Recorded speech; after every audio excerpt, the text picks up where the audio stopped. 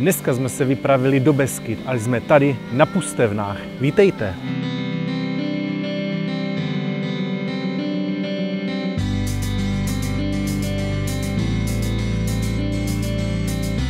Ty se nacházejí v chráněné krajinné oblasti Beskydy na hranici Zlínského a Moravskoslezského kraje nedaleko Frenštátu pod Radhoštěm. Náš výchozí bod je parkoviště v Trojanovicích, odkud z Roztoky vyjedeme lanovkou přímo na Pustevny. Můžete využít i parkoviště přímo na Pustevnách, anebo můžete na Pustevny vyjet autobusem.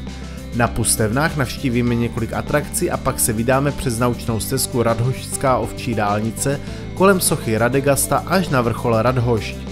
Čeká nás toho hodně, včetně překrásných a dechberoucích výhledů, a také vám dáme tipy na místní valašské speciality, tak vydržte až do konce.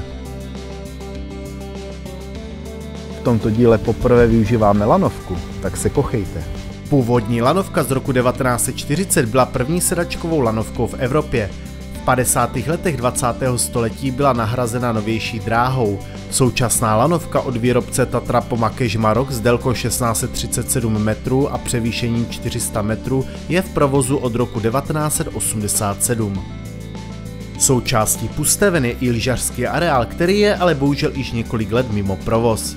Ten byl v posledních letech označován jako lyžařský skanzen a areál vyžadoval modernizaci. Ta bohužel narazila na záporná stanoviska chráněné krajinné oblasti Beskydy, takže to, že se tu kdysi lyžovalo, už dnes připomíná jen opuštěné vleky a postupně zarůstající sjezdovky. Ale i tak v zimě si areál nande své návštěvníky v podobě běžkařů či pěších turistů. A naší první zastávkou je stezka Valašská, tak jdeme. Ta vznikla pod vrcholem Tanečnice a byla otevřena v lednu roku 2019. Je dlouhá 660 metrů a z nejvyššího patra věže, které je 22 metrů nad zemí, lze dohlédnout až na Jeseníky či Velkou Fatru. Procházkou po stezce se z informačních tabulí můžete dozvědět informace o místní přírodě i o samotných pustevnách, třeba že pustevny byly pojmenovány po poustevnicích, kteří zde žili do roku 1874. Je zde i zmínka o architektovi Dušanu Jurkovičovi, jehož zdejší stavby si představíme později.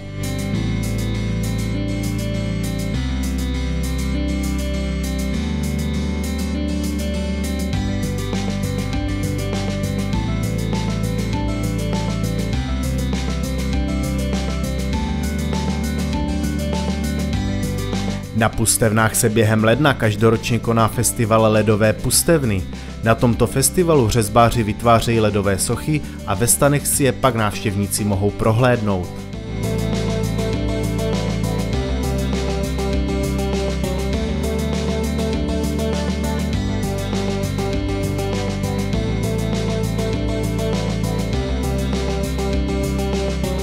Velkou dominantou Pusteven jsou dřevěné secesní stavby Dušana Jurkoviče. Nejznámějšími stavbami je Libušín a Maměnka. Obě stavby vznikly v roce 1898 díky úsilí turistického spolku Pohorské jednoty Radhošť. Stavby jsou vyzdobené dekorem typický pro valašskou a lidovou architekturu vůbec. Maměnka dnes slouží jako hotel. 3. března 2014 krátce po půlnoci zasáhl Libušín požár, který objekt těžce poškodil. Po restaurování stavby, která začala v dubnu roku 2016, se Libušín otevřel veřejnosti 30. června 2020. V Libušíně dnes funguje restaurace, kterou i my jsme navštívili. Objednali jsme si strapačky s uzeným zelím. Rozhodně doporučujeme. V místních stáncích si můžete zakoupit i známý valašský frgál, který jsme si vzali z výletu sebou domů. A my už vyrážíme postupně k vrcholu Radhošť. Po cestě je možné navštívit vyhlídkový altán Cyrilka, který tu stojí již od roku 1894.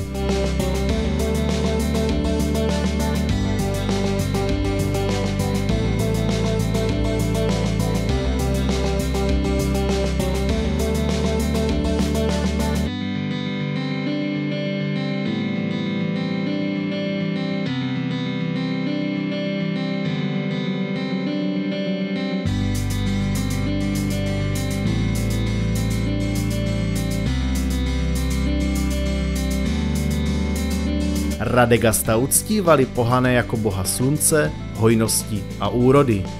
Sochař Albin Polášek jej stvárnil jako postavu s mužským tělem a lví hlavou, na které má nasazenou přilbu s býčími rohy. pravé ruce svírá roh hojnosti, levou se opírá o sekiru. Socha z betonu a kameninové drtí zde byla umístěna v roce 1931 a v roce 1998 zde místo ní stojí kopie z mnohem odolnější žuly. Původní sochu dnes najdete v hale radnice ve Frenštátu pod Radhoštěm.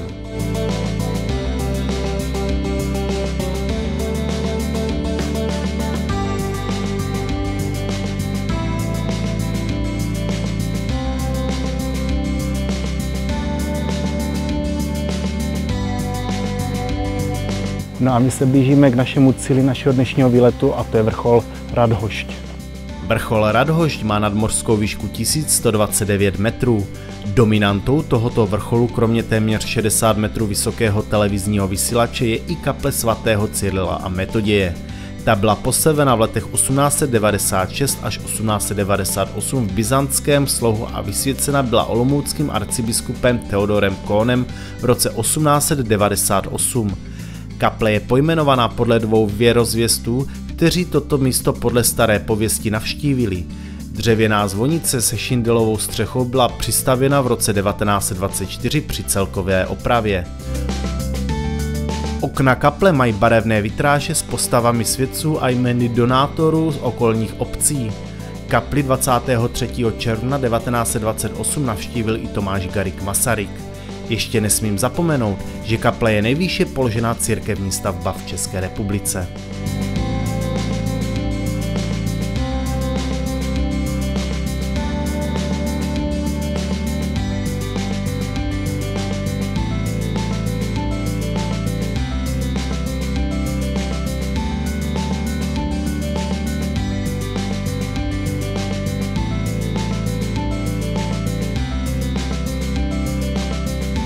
Hned před kaplí stojí sousoší Cyrila a Metoděje, opět z dílny Albína Poláška.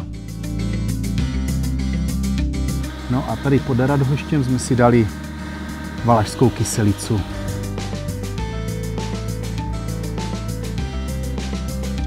Super. No a to je z dnešního výletu vše. Tak zase za týden. Naschledanou.